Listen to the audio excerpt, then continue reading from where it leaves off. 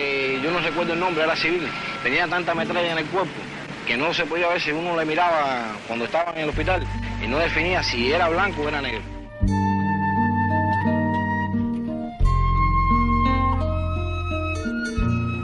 Él fue asesinado por una de esas bandas. Cruelmente se ensañaron en su cuerpo, de adolescente todavía, pues contaba 16 años nada más.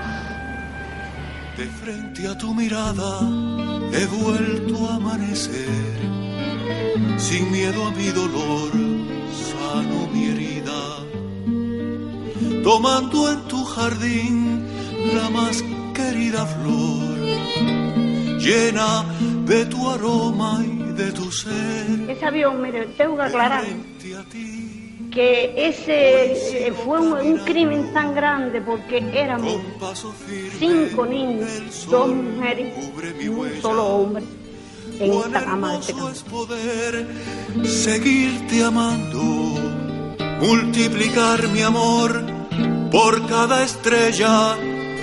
Bien sabes tú che hai días de dolor quando el aliento. In questo momento, alle 12:22, scoppia sta maledetta bomba. La vida es vida si hay valor de llevar la verdad de frente al mundo.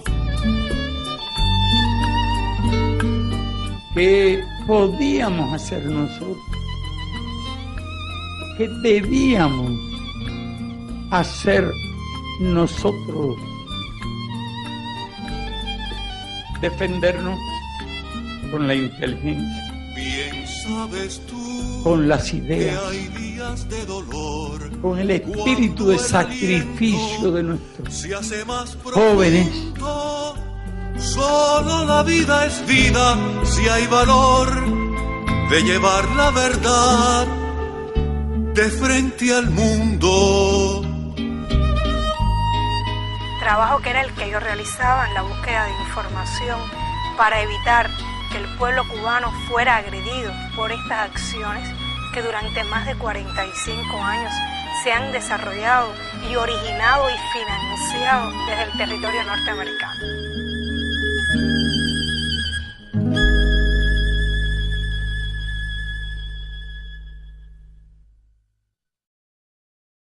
El mismo triunfo de la revolución procedente de Estados Unidos se comenzaron a organizar actividades terroristas contra Cuba. De los elementos que habían perdido el poder, de los batistianos, de los antiguos miembros del ejército de la tiranía, para tratar de atacar a Cuba desde el territorio de los Estados Unidos.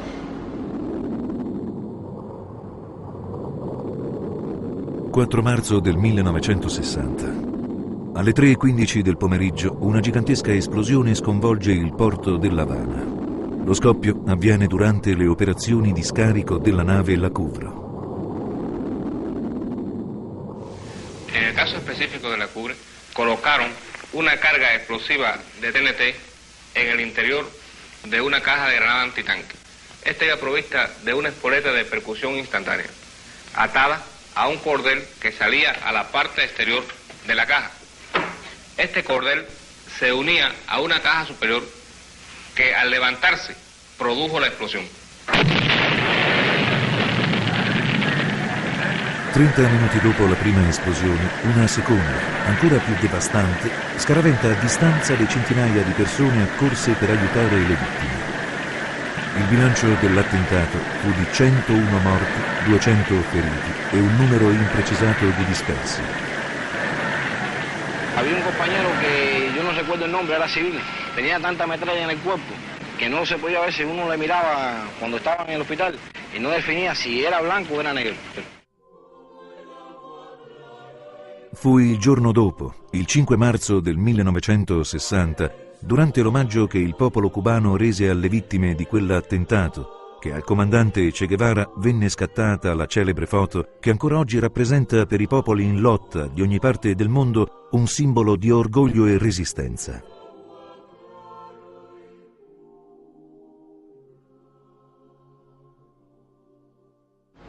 Pero también desde el mismo principio principios de la revolución, el gobierno de los Estados Unidos oficialmente concibió planes para atacar a Cuba, y dentro de esos planes el terrorismo jugaba un papel fundamental.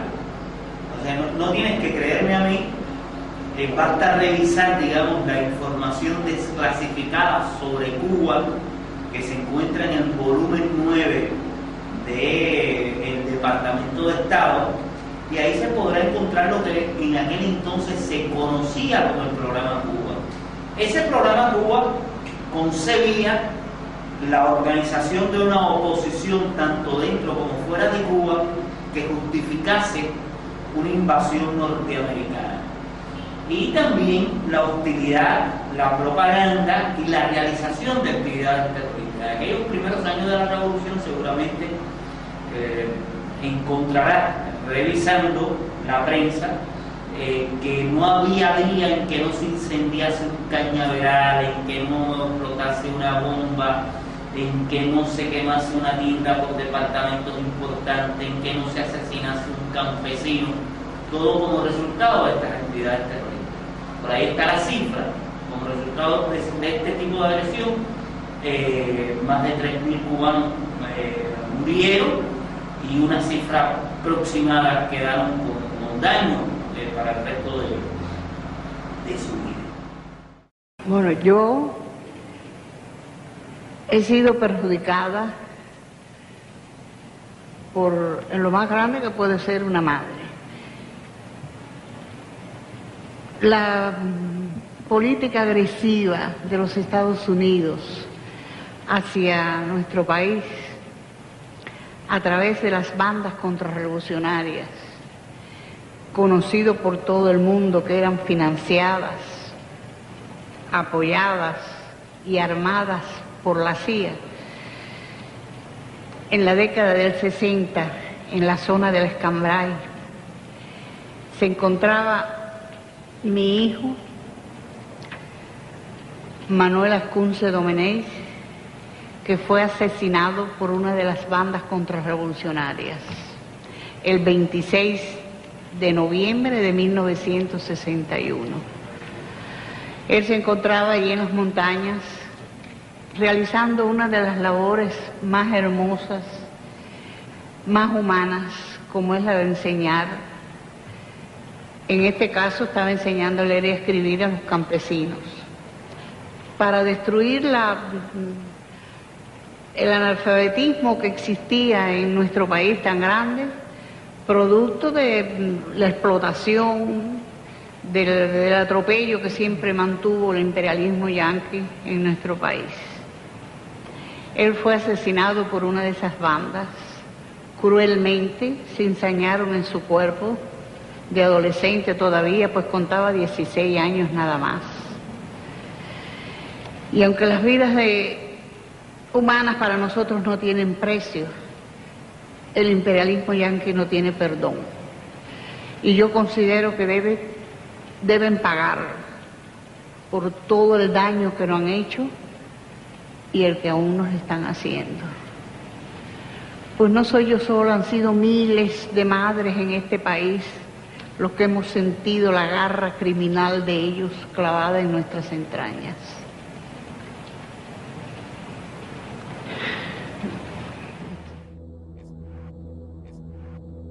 Sono i documenti declassificati dal governo degli Stati Uniti a dimostrare inequivocabilmente che il 17 aprile del 1961 l'attacco di Playa Girón, comunemente conosciuta come Baia dei Porci, fu la più grande operazione militare organizzata dalla CIA. Le 72 ore di combattimento causarono 176 morti e oltre 300 feriti. Numerosissime le vittime civili. El 17 de abril del año 61, cuando nos trasladábamos en un camión desde la Ciénaga a Agüey Grande, un avión bajó a la carretera y nosotros pensábamos que tenía alguna avería, y mi mamá se incorporó y le tocó en la cabina del camión que mi hermano mayor iba manejando, y el camión frenó y ese avión prácticamente pegado el camión nos ametralló con una calibre 50 y mató a mi mamá, y dejó paralítica a mi abuela por parte de padre, hirió a mi hermano más chiquito en una pierna y un brazo, a mi hermano mayor sobre la parte posterior del cuello, y en aquella confusión, en aquella, no sé cómo pudiera decirle, tan grande que yo vi, en aquellos horrores, de ver a mi mamá destrozada, le faltaba un brazo, todo el vientre destrozado. Mi papá trató de salvarnos cuando el avión pasó por encima del camión, porque él regresaba y seguía tirando. Entonces mi papá trató de salvarnos, y los que quedábamos así, que podíamos caminar, y ese avión, mire, tengo que aclararlo, que ese fue un crimen tan grande, porque éramos 5 niños, 2 mujeres y un solo hombre en esa cama de ese camión. Ese avión le tiró a sabiendas que iba a matar niños y mujeres. Cuando nosotros nos trasladábamos ahí, de que bajamos del camión, nos tiró hasta una bomba. Nos metimos en un montecito que había y tiraba tanto con las 50, con balas incendiarias, que donde quiera nosotros veíamos que se estaba incendiando en un montecito, era un lugarcito chiquito. Ahí mi hermanito chiquito se estaba yendo en sangre y le estaban dando fatiga.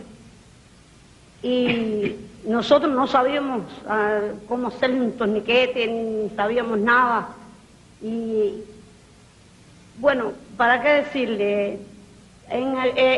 Aquello terminó prácticamente con nuestras vidas, con todos los que íbamos en aquel camión. Quedamos traumatizados, porque usted sabe, el tribunal, pensando, ¿no? Cuando los niños pierden a su mamá, le queda la esperanza de su abuela. Pero mi abuela, al quedar paralítica, no pudo volver más para mi casa. Fui una niña triste, una niña que todavía estoy sufriendo, que no hay una noche de mi vida que yo no pueda pensar en el último momento de mi mamá. Y yo, aunque esté llorando, tengo que ser fuerte. En cualquier parte del mundo que haya que denunciarlo, lo denuncio, lo digo. Di fronte al mondo, la Casa Bianca si attribuì la paternità dell'invasione di Playa Girón.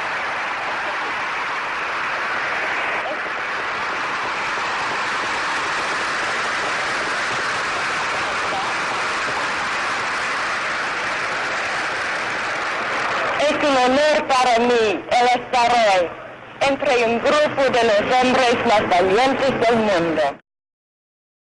Después de Girón,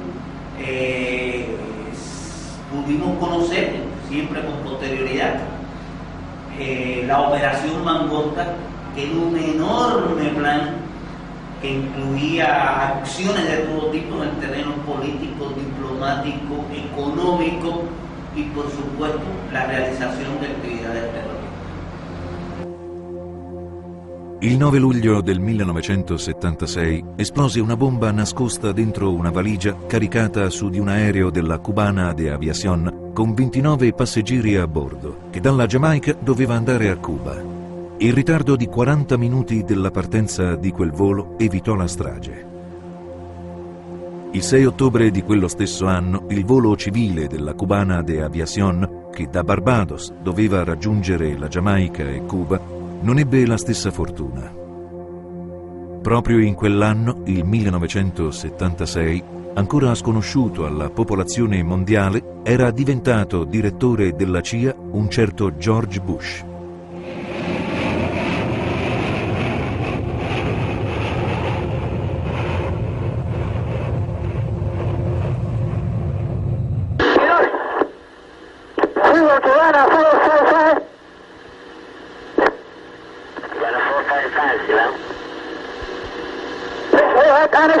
and we are descending immediately.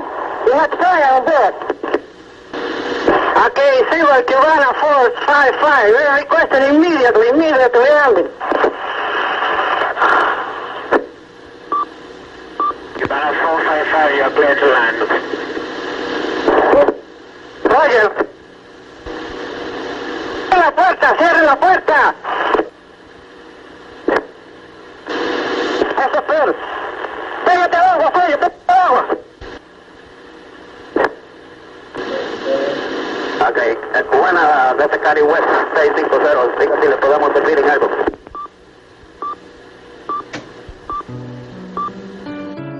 Morirono tutte e 73 le persone che si trovavano a bordo di quell'aereo, inclusa la squadra giovanile di scherma di Cuba che poche ore prima aveva vinto il campionato centroamericano in Venezuela.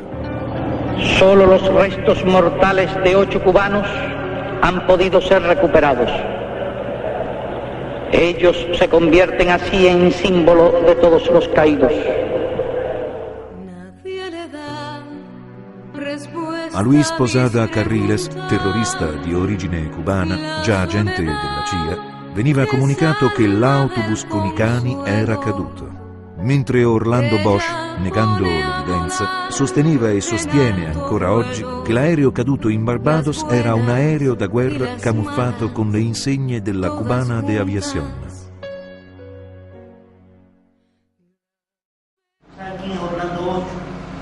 Orlando Bosch, no dicho por nosotros, Orlando Bosch lo calificó en el año 89 el Departamento de Justicia de los Estados Unidos como el más notorio terrorista del hemisferio occidental. Es de esa persona de la cual estamos hablando.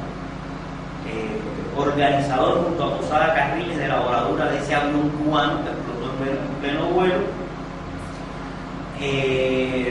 con otras acciones terroristas en los Estados Unidos, desde tirarle con una bazooka a un barco polaco hasta tratar de tirotear el edificio de las Naciones Unidas. O sea, realmente una amplia historia.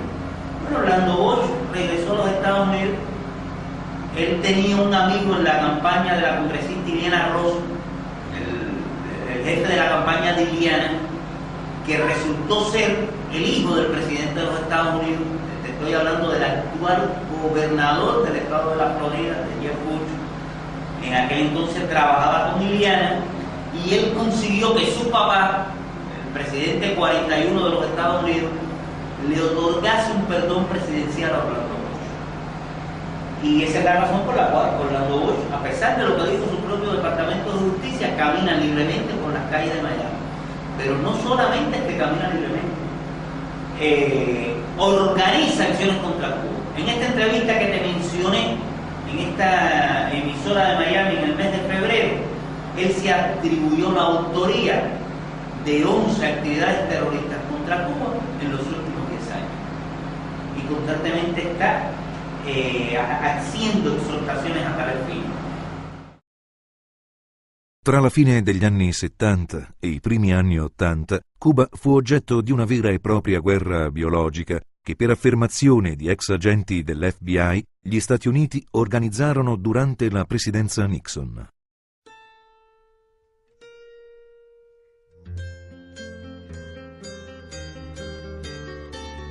Per questa dichiarazione il terrorista Rosena non fu mai processato e le autorità nordamericane non iniziaron nessun tipo di investigazione. Como víctima una niñita de 5 años llamada Yamile Villalonga Isla, y aquí vengo a condenar al gobierno de Estados Unidos en nombre de todas las madres que como yo pasaron por esta situación, y condeno enérgicamente esa agresión psicológica contra todas las madres cubanas. Nel 1981 a Cuba ci fu un'enorme epidemia di dengue emorragico che in poche settimane colpì 344.203 persone.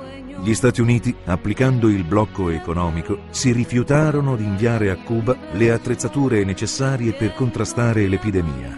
Morirono 158 cubani. Di questi, 101 erano bambini.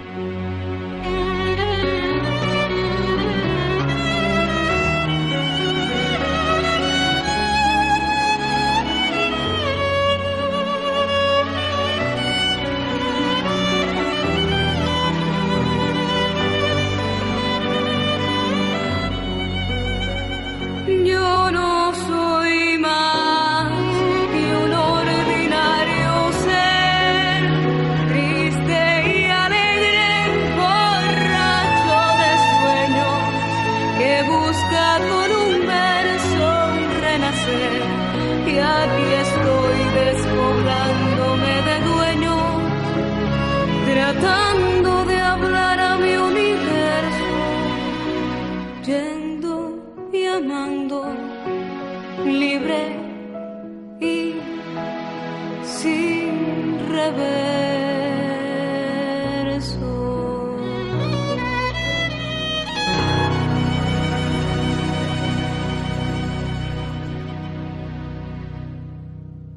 Si nos remontamos un poco más hacia esta etapa, como recuerdas, en los años 97 se produjeron una serie de explosiones aquí en La Habana, esencialmente en hoteles, restaurantes vinculados al turismo, para tratar de en aquel momento de impedir que Cuba desarrollase su potencial con relación al turismo, de amedrentar a los turistas extranjeros. En una de esas acciones lamentablemente murió precisamente un italiano. Tu vuoi sapere la storia di Fabio? La storia di Fabio incomincia nel 92, quando io sono venuto qui ad aiutare questo paese. Dopo 2 o 3 viaggi il mio figlio più piccolo mi manifestò l'idea e il desiderio di seguire la mia carriera. E così nel 93 venne con me al primo viaggio. Come ha visto questo paese si innamorò, come mai ho visto un ragazzo entusiasta. E quando il 4 di settembre del 1997 la bomba messa dai terroristi finanziati dal governo e dei sicari che vivono in Miami, lui si trovava nell'area del bar dell'Hotel Copacabana. Me levanté y me dirigí a poner el explosivo. Entonces yo ya traía abierta la maleta con el explosivo enfrente. Lo único que hice fue observar para los lados y disimuladamente saqué el explosivo y lo metí acá. Acá y le di vuelta, lo metí y le di vuelta acá. Stava salutando 2 turisti, amici suoi, un matrimonio, marito e moglie, che avevano studiato insieme, per offrirgli un pranzo, perché alle 3 del pomeriggio li accompagnava all'aeroporto. In questo momento, alle 12:22, scoppiò questa maledetta bomba.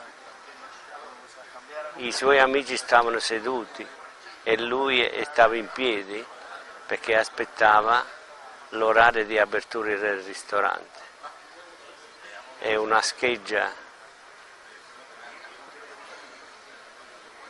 lo fece morire in 2 minuti.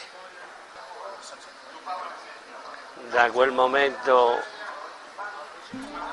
io ho giurato di rimanere in questo paese e di lottare contro il terrorismo, contro l'ingiustizia, perché tu sai che un paese dove non c'è la giustizia è un paese que no ha futuro. ¿Qué podíamos hacer nosotros? ¿Qué debíamos hacer nosotros defendernos con la inteligencia, con las ideas, con el espíritu de sacrificio de nuestros jóvenes.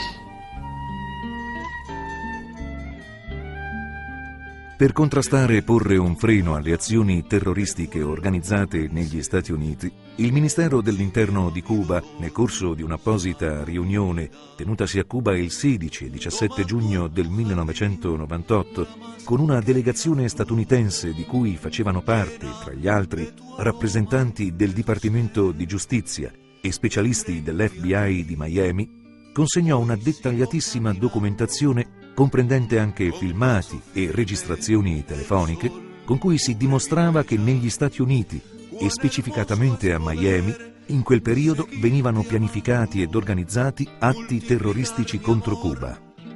Neanche un mese dopo, il 12 luglio del 1998, riappariva pubblicamente Luis Posada Carriles. En el año 98, el periódico New York Times le hizo una entrevista al autor, al planificador, a un viejo terrorista de origen cubano, Luis Posada Carriles, que hoy precisamente se encuentra condenado a prisión en Panamá, ya que hace apenas unos pocos años trató de organizar una enorme masacre en la Universidad Panameña. Luis Posada Carriles, viejo agente de la CIA, participante en la voladura del avión cubano, donde murieron 73 personas, incluyendo el equipo completo de crimen de Cuba, declaró en esta entrevista del New York Times su autoría, su vinculación con la Fundación Nacional Cubano-Americana, que le ayudaba con relación a sus gastos, la protección que él sentía por parte de la Agencia Central de Inteligencia y, por supuesto, su participación, su destacado papel en la organización de esta forma, desde contratar a los centroamericanos, salvadoreños, etcétera, que vinieron acá al país para llevar a cabo estas acciones terroristas. ¿Usted fue el autor intelectual de esas explosiones? ¿Sí o no? Autor intelectual. Usted fue el que las pensó, el que las organizó y el que mandó a la gente para que las pusiera. Yo de cualquier hecho dentro del territorio cubano en contra del régimen de La Habana me responsabilizo totalmente. Il 16 e 17 giugno del 1998 Cuba consegna agli Stati Uniti la documentazione sulle attività terroristiche organizzate a Miami. Neanche un mese dopo, il terrorista Luis Posada Carriles, intervistato dal New York Times, si attribuisce la paternità di numerose attività terroristiche contro Cuba e l'FBI, in risposta alle informazioni ricevute dal Ministero dell'Interno di Cuba, anziché verificare quelle informazioni e prendere i provvedimenti conseguenti, il 12 settembre arresta Gerardo Hernández Nordelo, Ramón Labañino Salazar, Antonio Guerrero Rodríguez, Fernando González Yort e René González Suerert, 5 cubani che, infiltratisi nelle organizzazioni terroristiche di Miami, avevano trasmesso a Cuba tutta quella documentazione. El primer castigo cruel que recibieron estos 5 hombres fue desde el preciso instante en que los arrestaron, que sencillamente los condujeron a celdas de confinamiento solitario, celdas de castigo, que habitualmente se utilizan cuando un preso ha sido promotor o partícipe de una indisciplina, que en todos los casos ese castigo no es por más de 60 días. Y sin embargo ellos fueron sometidos a esta celda de castigo de confinamiento solitario durante 17 meses, desde el momento mismo en que fueron arrestados, cuando aún todavía ni siquiera habían estado junto con el resto de los presos del centro de detenciones de Miami. ¿Dónde está el carácter político del juicio este? ¿Dónde se manifiesta en lo fundamental? Se manifiesta en que, de acuerdo a la ley norteamericana, cuando uno va a hacer un juicio a una persona, es un sistema de jurado, no es el sistema de tribunal que tienen otras legislaciones, el juicio se le debe hacer, de acuerdo a la Constitución norteamericana, en un lugar donde la persona sea juzgada por un jurado imparcial. Y la imparcialidad es sinónimo de que los que te van a juzgar no tengan opiniones sobre ti y no tengan prejuicios, por supuesto, ni tengan temor a una influencia externa de la reacción de la comunidad a sus acciones.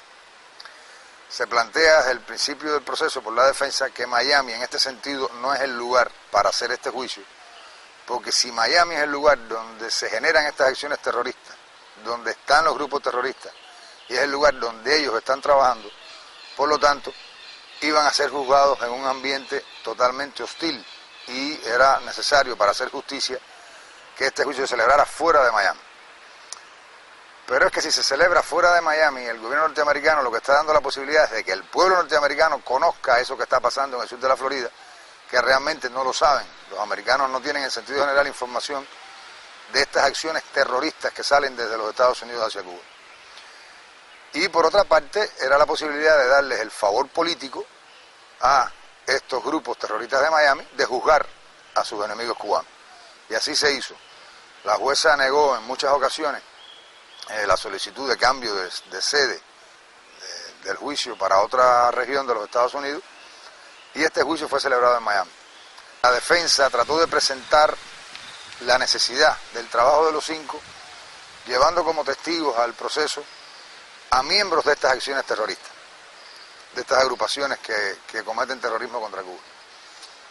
Y era lamentable ver cómo en la sala de justicia entraba una persona, reconocía haber hecho una acción terrorista contra Cuba, reconocía su vocación de violencia, reconocía que un turista era una persona enemiga de los Estados Unidos, o sea, un turista que venía a Cuba era un enemigo norteamericano porque estaba ayudando al gobierno cubano, y por lo tanto una acción contra ese turista no era un problema que debía molestar a los norteamericanos.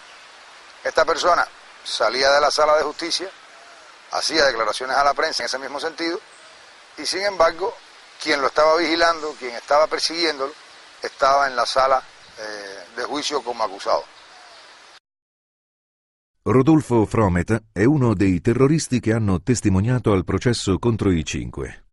In quella sede ha riconosciuto il possesso di armi ed esplosivi e l'attività di addestramento di 2 gruppi paramilitari nel sud della Florida.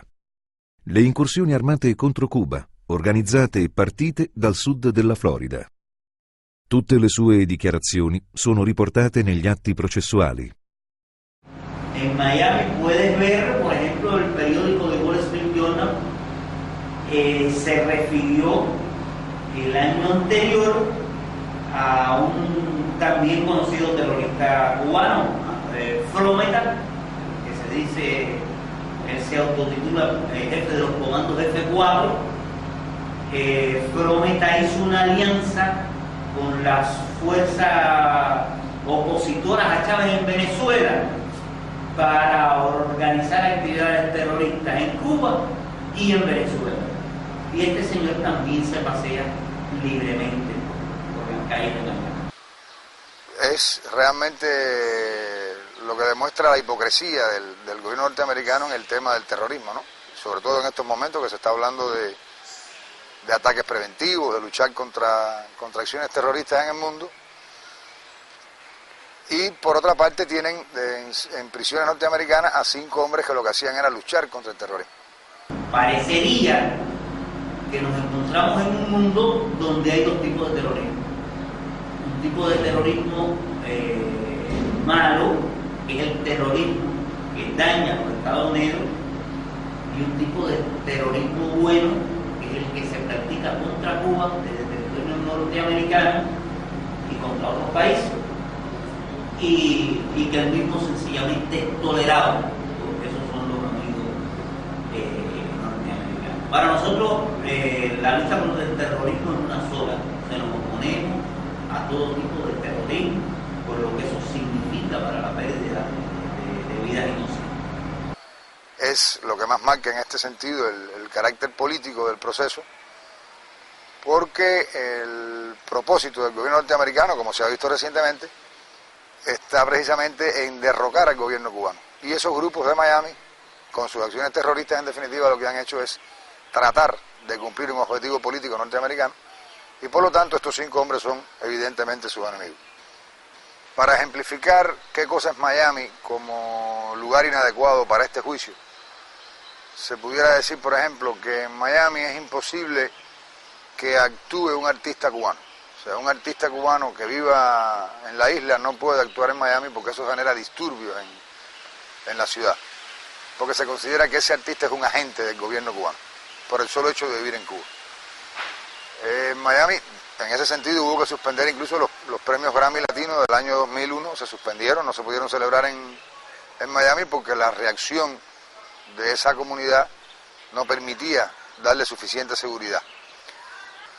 El caso más ilustrativo es el caso de Elian González, que la sola decisión de una corte de que un niño fuera devuelto al padre después que la madre falleció, implicó que se quemaran banderas norteamericanas en las calles, se quemaran neumáticos, o sea, provocó una reacción violenta dentro de esa comunidad, una decisión judicial tan elemental y tan bien tomada como la de devolver ese niño a su padre.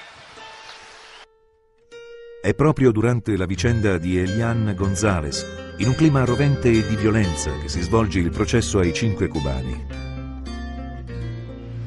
Y en el caso específico del juicio nuestro, sobre el jurado existieron presiones, unas indirectas por parte de la prensa que iban ya estableciendo cuál debía ser la decisión desde que el juicio todavía no había empezado, hasta el momento de la deliberación del jurado, en que, estando ellos en la fase de tomar la decisión de culpables o no, las chapas de sus vehículos fueron tomadas en el momento que salían del parqueo. O sea, cuando ellos iban a buscar los vehículos, personas con cámaras, algunos con cámaras de televisión, otros con cámaras de video, otros con cámaras fotográficas, le tomaron las matrículas a la chapa y los filmaron a ellos también su rostro.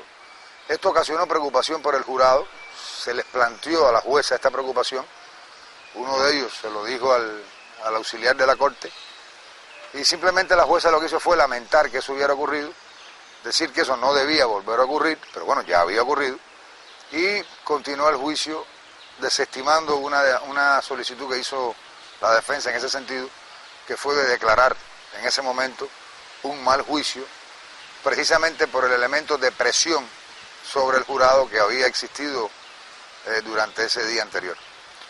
Lamentablemente la jueza no se acogió al derecho y lo que decidió fue continuar el juicio y permitir que el jurado entonces dictara una sentencia o un veredicto en una condizione di temor e in una condizione di pressione. Al processo testimoniarono anche un consigliere dell'allora presidente Clinton, un generale di divisione dell'esercito degli Stati Uniti, un ammiraglio e un generale di fanteria della Marina Militare statunitense. Per quanto di loro competenza dichiararono che gruppi terroristici avevano operato nel sud della Florida con l'intento di provocare una reazione del governo cubano, che i 5 non avevano rappresentato in nessun momento un pericolo per gli Stati Uniti e che non si erano appropriati di informazioni segrete o riguardanti la sicurezza degli Stati Uniti. Non avendo avuto accesso a informazioni segrete e riguardanti la sicurezza degli Stati Uniti, i 5 non potevano dunque essere considerati delle spie. La sentenza fu emessa l'8 giugno del 2001. Gerardo está condenado a 2 cadenas perpetuas más 15 años. Sobre él pesa la mayor condena que tienen los 5. El resto, en el caso de Ramón, que también tiene una condena de cadena perpetua, más 18 años. Antonio, que tiene, nosotros lo llamamos como Tony, tiene también una cadena perpetua, más 10 años. René, que tiene 15 años de condena, y Fernando 19.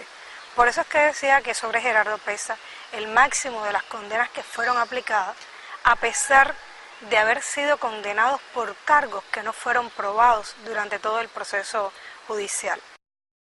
Agli anni di detenzione venne aggiunta una sanzione addizionale. Agli accusati è proibito associarsi o visitare luoghi specifici frecuentati da individui o gruppi terroristici. Fíjate la enormidad de esa sanción.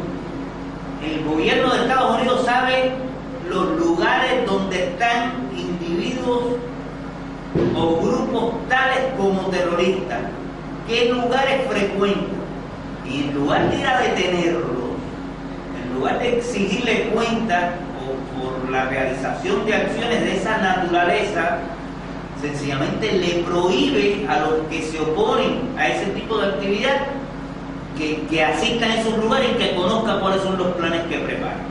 Todo esto, estamos hablando, eso ocurrió después del 11 de septiembre. Después del 11 de septiembre, después de la famosa cruzada contra el terrorismo encabezada por los Estados Unidos, donde, como tú sabes, hasta guerras de conquista se han realizado con la justificación de la lucha global contra el terrorismo.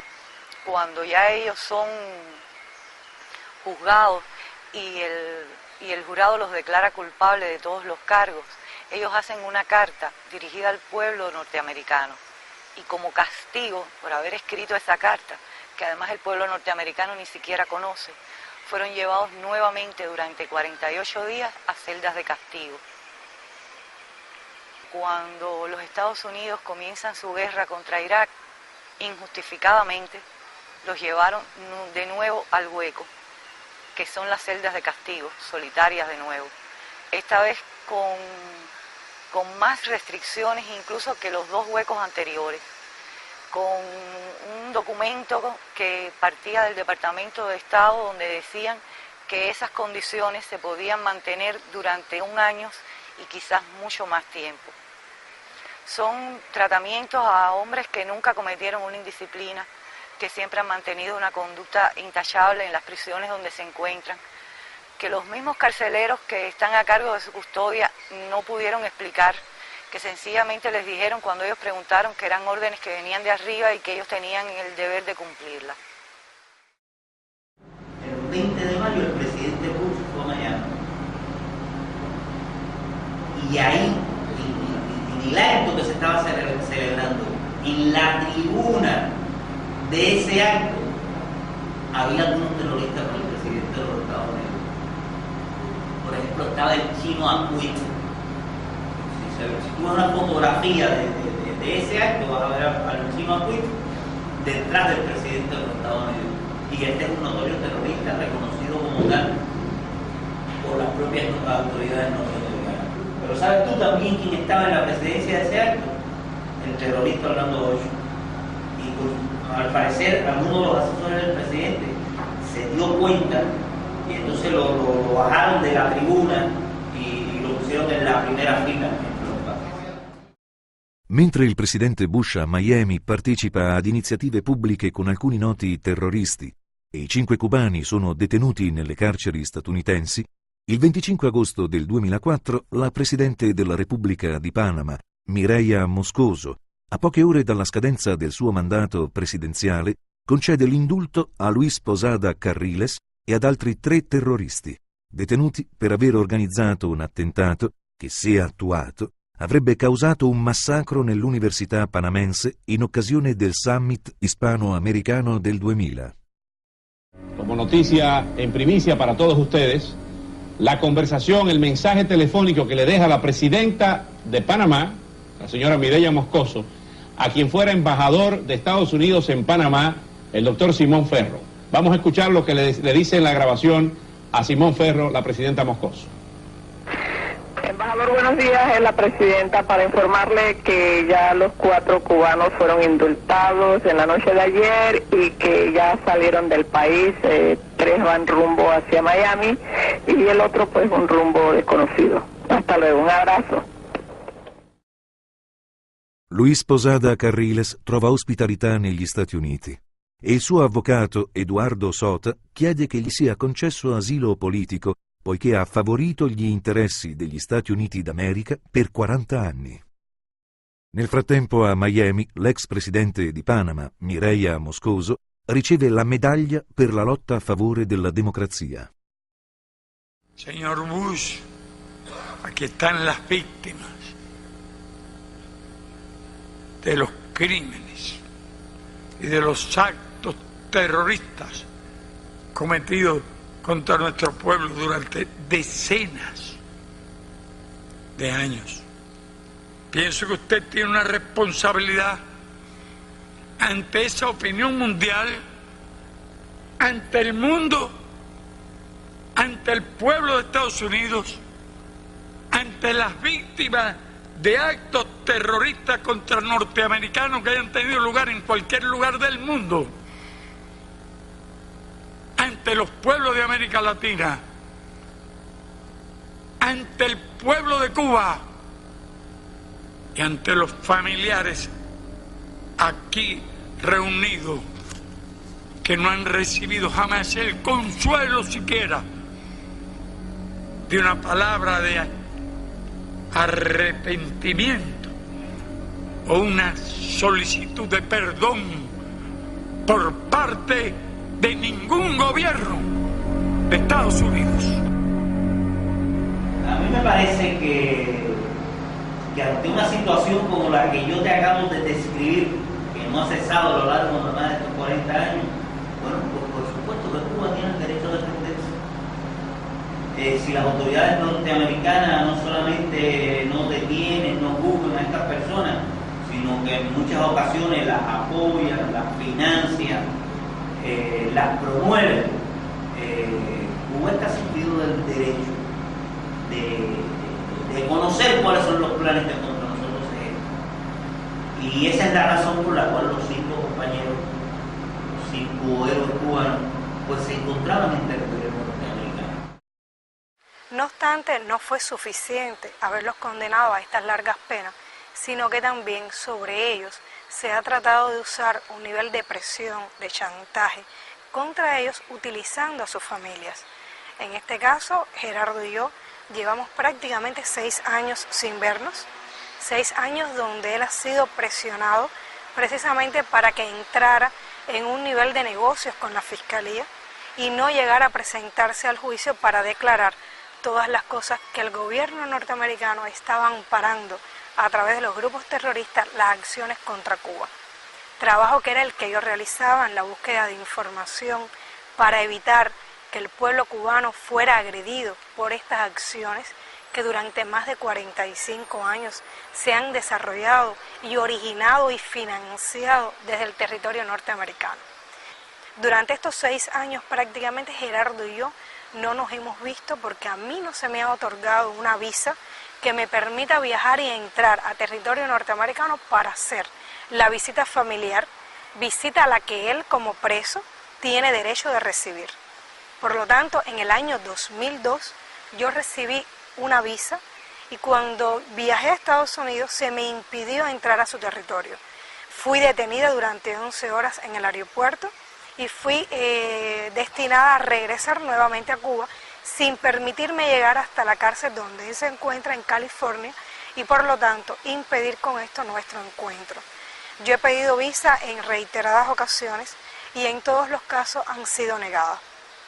Precisamente argumentos falsos se han utilizado para condenarme a mí también a no ver a Gerardo durante todo este tiempo. Sono passati oramai quasi 8 anni da quando Adriana ha visto l'ultima volta suo marito Gerardo, poiché le autorità statunitensi continuano a negarle il visto di ingresso. Tra le motivazioni utilizzate spicca quella incredibile, secondo la quale Adriana sarebbe un presunto agente segreto, sabotatore o persona che potrebbe provocare il rovesciamento del governo degli Stati Uniti con la forza, la violenza o con altri mezzi illegali. Olga Salanueva, moglie di René, subisce la stessa violenza. Con esto se impidió que esa familia pudiera mantenerse unida a pesar de las rejas y de la cárcel, unida desde el punto de vista del apoyo que su esposa y sus hijas podían darle allí en ese país. En este caso no se está limitando solo a su esposa, se está limitando a su hija pequeña a no conocer a su padre, porque ella tenía solo 4 meses cuando su papá fue arrestado y en estos momentos no lo ha vuelto a ver. Prácticamente no conoce a su papá, a no ser por alguna fotografía, por las historias que su madre y el resto de las familias le pueden hacer. Es una niña que ha crecido sin el calor y sin el amparo de su papá físicamente, como le ha pasado al resto de ellos 4, que también se han tenido que ver limitados a los encuentros de sus hijos solo por el hecho de que tienen que concedérsele una visa para poderlos visitar casi siempre 1 o 2 veces al año y cada vez se va haciendo más limitada este encuentro. Sabemos que tenemos que viajar aún en esas condiciones porque es la única posibilidad que tenemos de verlo. Pero también estamos valorando ahora que han sido muy crueles con ellos, porque los compañeros que se desempeñan como diplomáticos nuestros en la misión en Washington los podían visitar una vez al mes. Y ahora eso sí se cambió de buenas a primeras, y a partir de este año pues nada más que les dan permiso de visitarlos cada 3 meses. Si nosotros nos demoramos 7 meses en poder tener una visa, y a veces más, y además las visitas de nuestros funcionarios cubanos se dilatan cada 3 meses, pues sencillamente no tenemos apenas noticias de cómo están, de cómo se sienten, de en qué los podemos ayudar. Y eso hace que además de que ellos estén presos, pues se cometa también una tremenda injusticia con sus familiares, que estamos aquí en Cuba y que nunca sabemos cuándo los vamos a poder ver. Nosotros hemos recurrido a múltiples organizaciones internacionales, hemos solicitado apoyo de muchísimas personalidades y aún no hemos podido ver resuelto nuestra situación del encuentro familiar. Los grandes medios no se han hecho eco de este caso. Precisamente por esta contradicción existente, tendrían que hacer público en los grandes medios de prensa norteamericanos que hay 5 luchadores contra el terrorismo en cárceles norteamericanas.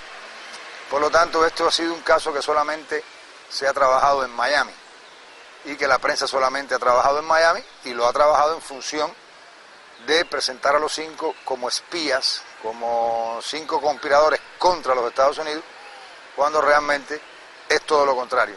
Y realmente nosotros requerimos muchísimo, hemos añorado el apoyo de muchas personas con sentimiento humano que comprenden que esta situación es injusta, porque a pesar de las condenas que recibieron, no tiene lógica ni hay argumentos suficientes para obligar a las familias a ser parte de esta campaña contra ellos 5.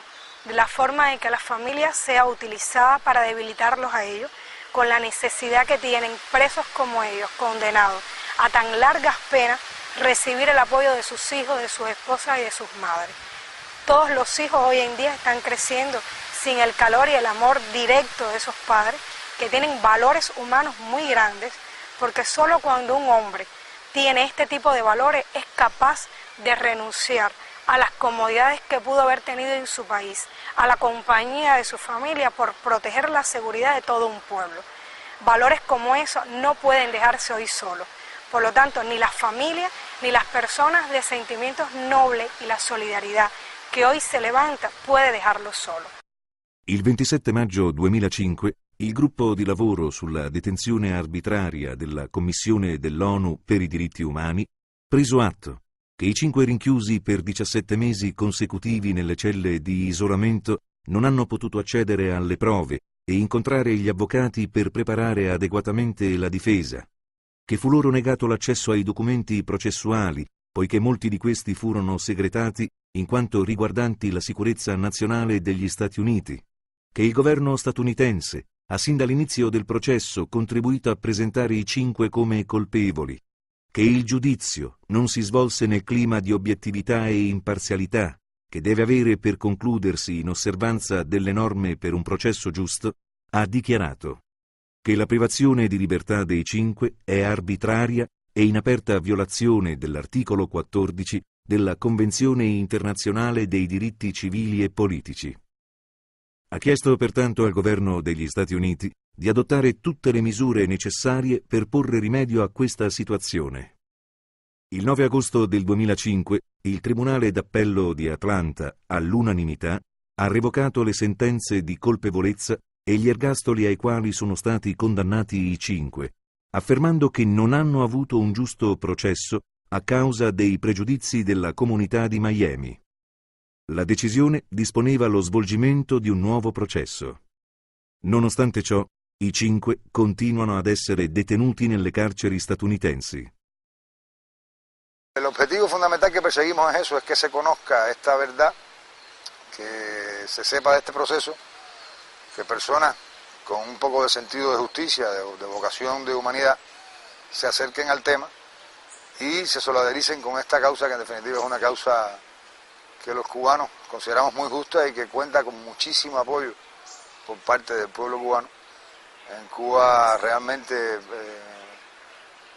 yo diría que la inmensa mayoría de este pueblo, independientemente de sus motivaciones ideológicas o no, está a favor de la liberación de estos 5 hombres, porque precisamente en Cuba se conoce que son 5 defensores del pueblo cubano y que sacrificaron su vida y han arriesgado su vida en función de la defensa de este pequeño país. Reclamamos la ayuda de todas las personas que puedan ayudarnos a lograr que estos hombres regresen a Cuba y que las familias puedan volver a unirse.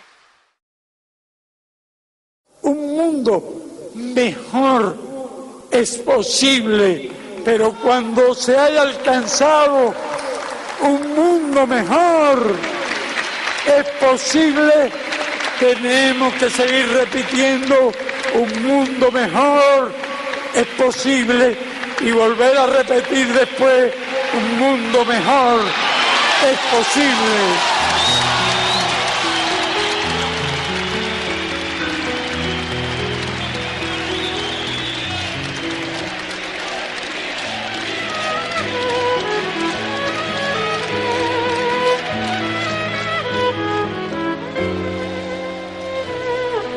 Hoy que vuelvo con lágrimas de verso, con talante de sol, con esperanza, confío más que ayer en la confianza y comprendo mejor los universos. Hoy que vuelvo con mi fe abrumadora, en todos los jodidos pero enteros, y en los que son más viejos y sinceros, honro al bueno que estaba y no está ahora.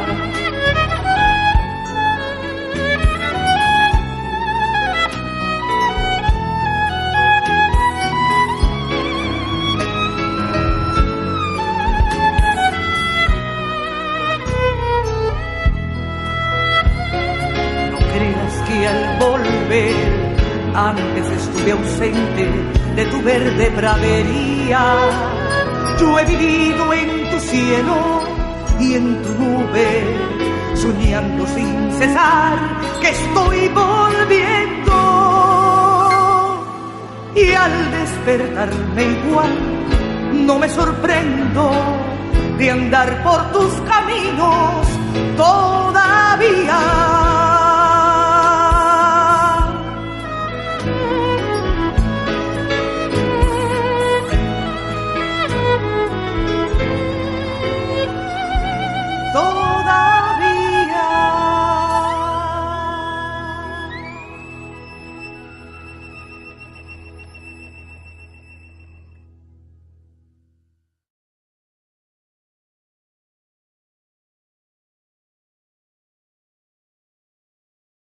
La cabeza lo único que hay que tenerla es sobre los hombros erguidos y la frente levantada, ¿ya? Lo más es camino para adelante. Para adelante, mi amor.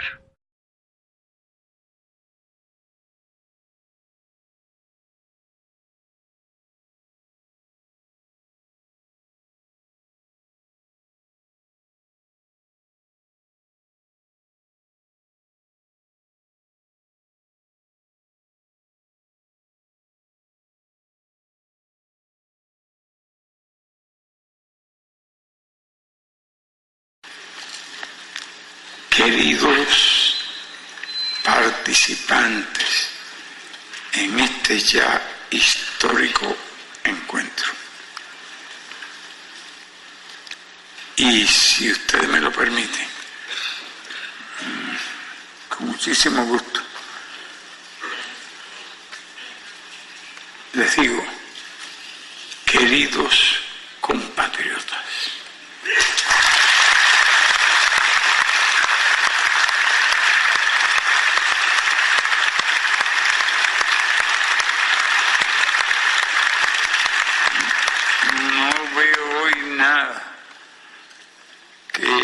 que nos diferencie. entre los que nacimos aquí y los que nacimos en otros nada oscuros rincones del mundo.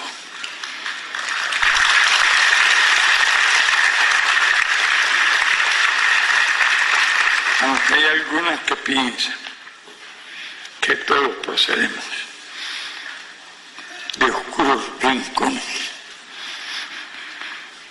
donde nos hemos ganado el título de ser atacados preventiva y sorpresivamente por el mero hecho de estar reunidos aquí. Espero que no les alcancen las bombas, porque somos unos cuantos y vamos a ser cada vez más.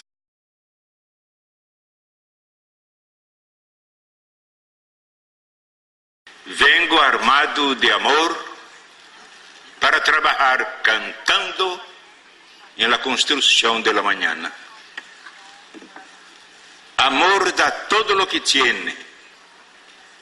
Reparto mi esperanza y planto la claridad de la vida nueva que viene. Un día, la cordillera chilena en fuego casi callaron para siempre mi corazón de compañero. Pero atravesé el incendio y sigo cantando públicamente. No tengo camino nuevo. Lo que tengo de nuevo es el modo de caminar. Con los pobres de mi tierra, con la mirada triste de un niño que va a dormir con hambre en mi floresta.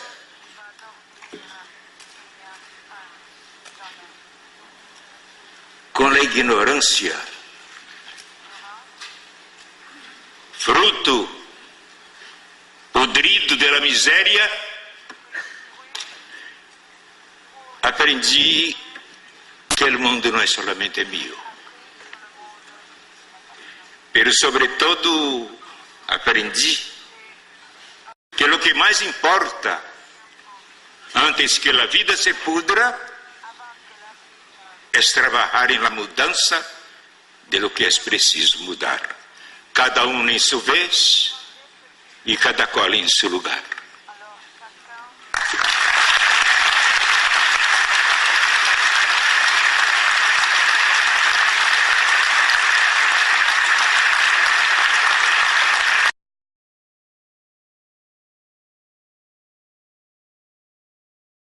Mi nombre es Percy Francisco Alvarado Godoy, natural de Guatemala. Fui agente de la seguridad cubana durante 22 años, desde 1977 a 1999.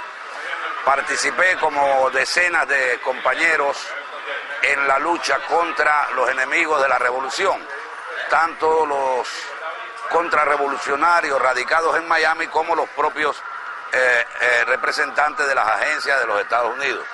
Aquí hay una pequeña muestra de algunas de las acciones que ellos planificaron contra el pueblo cubano. Por ejemplo, aquí pueden verse distintos tipos de armamentos utilizados por estos enemigos de la revolución para perpetrar atentados y toda otra serie de asesinatos contra seres inocentes en Cuba. Dentro de este contexto de armas, por ejemplo, se puede ver este teléfono celular. Me fue entregado por la Fundación Nacional Cubano-Americana para que yo contactara con ellos y enviara información sensible, información de inteligencia para los jefes de la Fundación Nacional Cubano-Americana. Podemos movernos. Estos son uniformes que fueron introducidos en Cuba por un ciudadano de origen norteamericano, Walter Vanderbilt. Los quiso introducir y realizar diversas tareas de sabotaje dentro de Cuba. Aquí abajo se pueden ver algunos de los contenedores son recipientes con doble fondo en los que venían ocultos toda una serie de propaganda enemiga, dinero falso y otra serie de medios que ellos utilizaban para alterar el orden ciudadano en Cuba. Unas fototablas elaboradas por nuestros órganos de seguridad del Estado en los que se observan billetes de moneda libremente convertible que fueron falsificados por la mafia de Miami y que me fueron entregados a mí en grandes cantidades. Por ejemplo, de estos billetes yo introduje 14.400 billetes en Cuba. El propósito de esta medida de introducir dinero falso en Cuba era caotizar la economía, afectar directamente la circulación mercantil, la circulación monetaria dentro de Cuba, perdón. Aquí podemos observar otros medios. Estos fueron introducidos por dos representantes de organizaciones contrarrevolucionarias en la parte norte de Pinar del Río, medios sumamente sofisticados que estaban dirigidos a crear asesinatos y sabotajes acá en Cuba. Como quieren ver, ballestas con puntas envenenadas y toda otra serie de material sofisticado. Aquí más adelante puedes observar, estos son algunos de los medios que fueron capturados al terrorista salvadoreño Raúl Ernesto Cruz León. Como pueden ver, él introdujo explosivos dentro de un radioreloj, dentro de un televisor. Ahí están todos los medios explosivos que traía este ciudadano. Aquí más adelante puedo enseñarte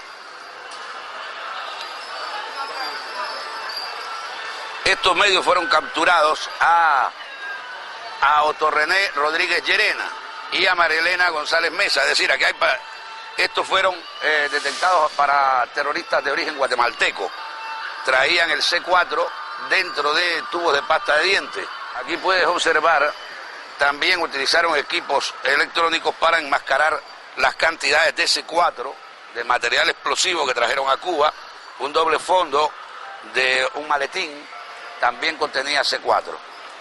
En mi caso particular, yo introduje este medio. Puedes observar, estos medios fueron entregados directamente a mí por Luis Posada Carriles, en Guatemala.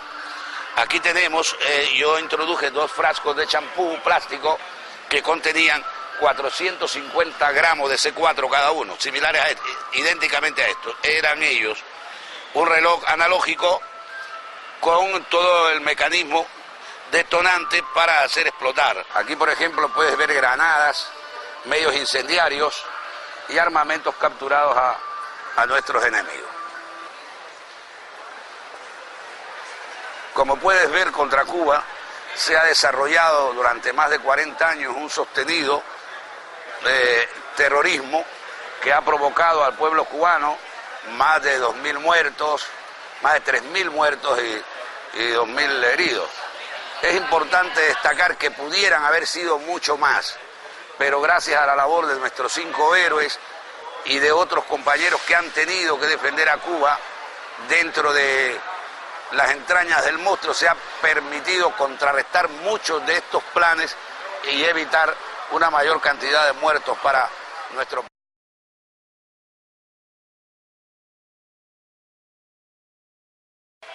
Yo creo que la lucha de los compañeros cubanos, de las compañeras cubanas, que ha empezado cuando llevaron presos a sus maridos, es sumamente importante. Tenemos diferencias porque las madres marchamos cada jueves, porque hace 28 años que no abandonamos esta lucha. Pero convertir el dolor en lucha, en eso sí que estamos juntas, en eso sí que es lo mismo. Hemos podido, ellas y nosotras, convertir el dolor en lucha. En cuanto a lo que pienso de los compañeros presos, creo que están más libres que nadie. Un revolucionario siempre es un hombre libre, por más que lo encierren entre rejas y entre paredes. Y los verdugos siempre están presos de sus propios crímenes. Y eso sí que no se van a liberar. En cambio, nuestros compañeros, los que están dentro de la cárcel, los vamos a liberar entre todos. El verdugo quedará eternamente preso de sus propios crímenes, de sus propias maldades, de su propio